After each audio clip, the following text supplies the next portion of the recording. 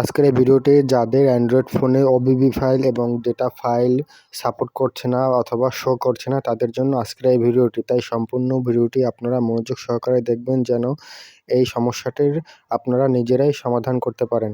তাই সর্বপ্রথম আমাদের দুটি অ্যাপস ইনস্টল করতে হবে। তাই আমাদের সর্বপ্রথম প্লে স্টোরে প্রবেশ করে এখানে জেট আর্চিভার লিখে আমরা সার্চ করে দেব।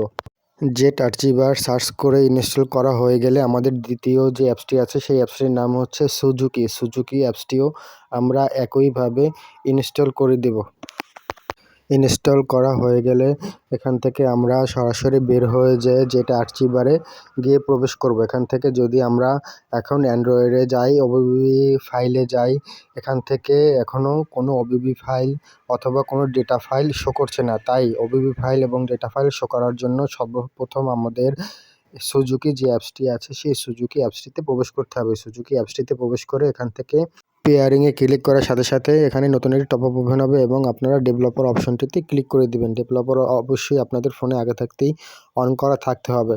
তারপর আপনাদের সামনে ঠিক এরকম একটি ইন্টারফেস ওপেন হবে। এখান থেকে device mode when wifi is connected এই যে অপশনটি দেখতে পাচ্ছেন, এই অপশনটিতে আপনারা ক্লিক করে এটার ভিতরে প্রবেশ করবেন। এই অপশনটি আপনাদের সবাইয়েরই অফ থাকবে, তাই এই অপশনটি আপনারা অন করে দেবেন এবং পেয়ারিং ডিভাইস যে নিচে যে অপশনটি দেখতে পাচ্ছেন এই পেয়ারিং ডিভাইসটি আপনারা ক্লিক করে দেবেন। পেয়ারিং ডিভাইসে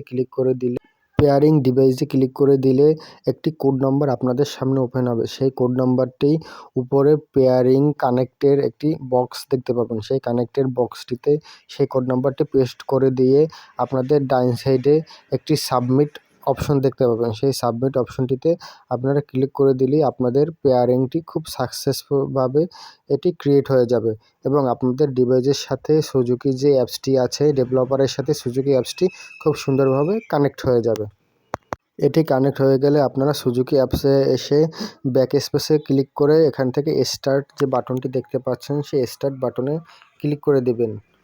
আমাদের পেয়ারিংটি সাকসেসফুলি কানেক্ট হয়ে গেছে। এখন আমরা সুজুকি যে অ্যাপসটির পাশে যে জেট আর্চিভারটি দেখতে পাচ্ছেন জেট আর্চিভারে প্রবেশ করব। সেটিংসে গিয়ে এখানে আমরা রুট অপশনে ক্লিক করে দেবো এবং টাইপ টু রুট অ্যাক্সেস এটিতে ক্লিক করে দিয়ে সুজুকি যে অপশনটি দেখতে পাচ্ছেন এটিতে আমরা কানেক্ট করে দেব এবং নিচে যে ডিসেবল যে দুটি অপশন দেখতে পাচ্ছেন সেই ডিসেবল অপশন দুটিকে আমাদের অ্যাক্টিভ করে দিতে হবে। অ্যাক্টিভ করে দেওয়া হয়ে গেলে আমাদের সম্পূর্ণ কাজটি 100% কমপ্লিট হয়ে যাবে। তারপর আপনারা চাইলে আপনাদের যে অ্যান্ড্রয়েড যে অপশনটি আছে সেই অ্যান্ড্রয়েড অপশনটিতে প্রবেশ করে আপনাদের ওবিবি ফাইল এবং আপনাদের ডেটা ফাইলের সম্পূর্ণ অ্যাক্সেস আপনারা নিতে পারবেন। এভাবে চাইলে আপনারা সুজুকি এবং জেট আর্চিভার দিয়ে এরকম যাদের ওবিবি ফাইল এবং ডেটা ফাইল শো হচ্ছে না তারা একই সেম প্রসেসে এগুলো আপনারা চাইলে অ্যাক্টিভ করে নিতে পারবেন। আর এটি শুধুমাত্র জেট আর্চিভারেই শো করবে। যদি আপনারা জেট আর্চিভার থেকে বের হয়ে আপনাদের অ্যান্ড্রয়েড অপশনে গিয়ে ওবিবি ফাইল বা ডেটা ফাইলে যদি যান এখান থেকে এগুলো শো করবে না।